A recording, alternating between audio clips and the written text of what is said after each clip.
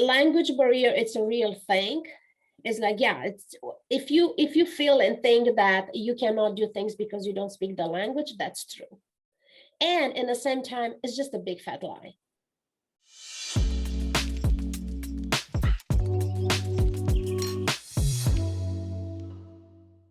We just need people to let us know what's possible and that there is a way out. That was exactly the intention of publishing my story.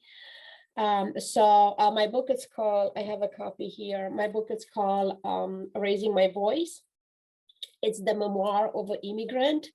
And it's speaking to that, to the perspective of being an immigrant woman.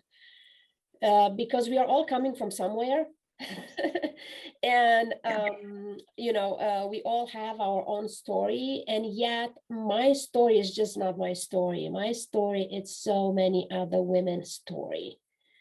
And then, like, that being said, of course, where we are born and how we've been raised in a different parts of the world and different cultures and with different family structure and so on, it's relevant.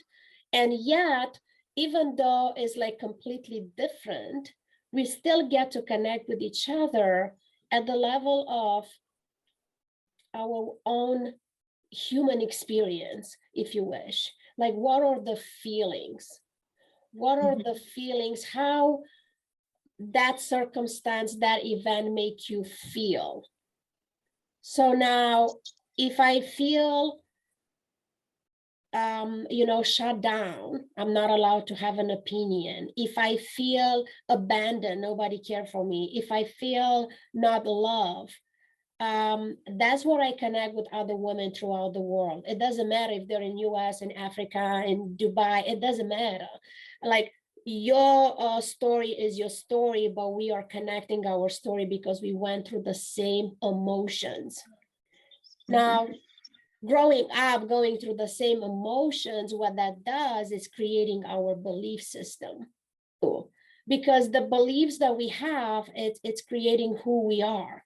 So if I believe that I have no right to speak, I'm gonna show up in the world as a woman that will never speak up. So until everyone get to the point when says, okay, this doesn't work for me anymore. So that's what the work is starting. That's what the work is starting of, how do I change that belief? How do I become a different person that I am, and so on. And that's the work that I do. That's what I'm dedicating my life to, to support other people into not even finding your voice, because your voice is there, you have it, it's never been lost, but just uncover it. So you could speak up, so you could raise your voice, and so you could become who you are meant to be.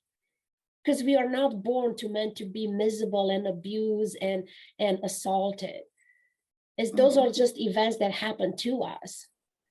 Yes. We are born, we are meant to be brilliant and happy and joyful and have a purpose in life and contribute to this planet. That's how all come into like the book. Of course, I'm talking bestseller and all that, but honestly, it's just a tool. It's just another way to reach people that I could not reach it otherwise. Invite everyone that are watching us or listening to us, and I want to tell you that you could do it too. And it's such a paradox because language barrier, it's a real thing. It's like, yeah, it's if you feel and think that you cannot do things because you don't speak the language, that's true. And in the same time, it's just a big fat lie, right? Because in essence, in your soul, you know who you are and you know what you're capable. And language is just another challenge. Another challenge like any other challenge. I'm someone who, until in my early 30s, truly believe about myself that I cannot learn a language besides my native language, Romanian. I mean, I tried multiple languages throughout the school, and the school system in Romania, it really was in a way that they want to teach you a second language and a third language. It's just, my brain just could not absorb that. So in my early 30s, I was make peace with the idea, like, I will not speak another language, period. But then the life put me into a situation when I just packed 2 suitcases, get my kid, and we moved to United States, where people don't speak Romanian, they speak English. So here I am as an adult, like, I was put in a situation where I had to learn the language. It was not a choice anymore. I couldn't tell myself, like, I need to change that story. I couldn't tell myself, like, oh, I cannot do it anymore. Like, I have to do it. I have to figure it out. So word by word, sentence by sentence. And then I'm not saying that was easy. It was not, because what's happening with that, and the immigrants that do not speak the language of the country where they move, they are totally understanding what I'm talking about. It doesn't matter how smart you are, how qualified you are. When you go into a country and you look for a job, but you don't speak the language, you don't get to have the job that you have in your previous life, in your previous country. You start from ground zero. You start with the jobs and tests and whatever that doesn't require you to speak, because you don't have that skill, right? So that's it's really taking what that does to a person, like to me, and I see others, is really destroying the confidence in self, because it's an internal conflict and frustration of, but I know that I'm smart and intelligent and I could do way more advanced jobs than mopping the floor. Yes. And it's like, but I can get a job. Like, I used to work in a bank. Like, well, I can't move in United States and work in a bank when I don't speak the language. Like, that makes sense, and I understood and I accepted, but yet that doesn't mean that I didn't feel bad about it. It went in layer, and everybody's journey is different, but it got to the point where the language could not be a barrier anymore, because the language was the main thing that held me back from creating the things that I want to do. And I went through a phase where I apologized for my English all the time. That I got tired of listening to myself, how many times I apologize for it. And here I am 10, 11 years later, I'm still learning the language. I'm still mispronouncing things. I'm still misspelling things, words and such. But at this point, I'm not apologizing anymore, because I let go of the idea of being perfect. And I actually embrace the fact that I have 2 languages that I could operate in. And in fact, learning the 3rd one. So it's only a barrier until to the point you let it be a barrier. When you decide this cannot stop me anymore, and you really decide in your whole being, that is when you're going to find, what do you do next? That's what I did.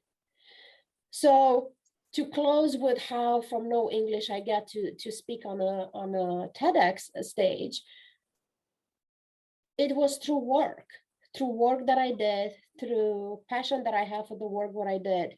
I started really diving into supporting LGBTQ community, and I opened my podcast and I started interviewing people throughout the world, and mispronouncing things. Like, I'm watching and listening to those episodes, like the first episodes, they're terrible.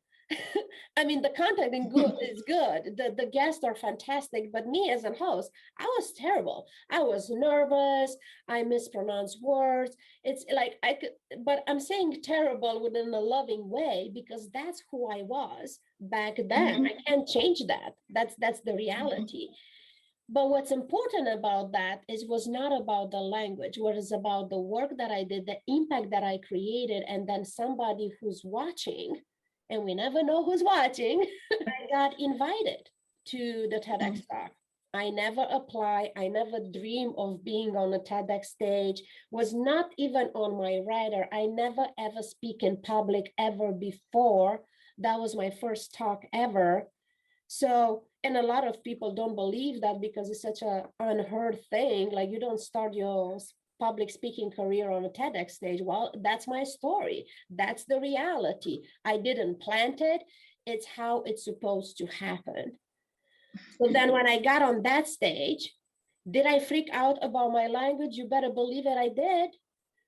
You know, and here is the talk is there for the whole world to see, and I mispronounce things, and I swap words in a sentence, has a lot of English mistakes, but I don't care anymore, because Mhm. what I care about is the message of that talk. Message. And Mhm. whoever is there to judge my mispronunciation, they simply miss the whole point of the talk. It is like, okay, but what we are here for? We are here to have a conversation to inspire other women. So are we just gonna drop that because the Zoom doesn't communicate with Facebook? No, we won't. We just find another way to do it, and we're still gonna do it. And that's the thing. You do it anyway. Perfect, no perfect, working, no working, you do it anyway.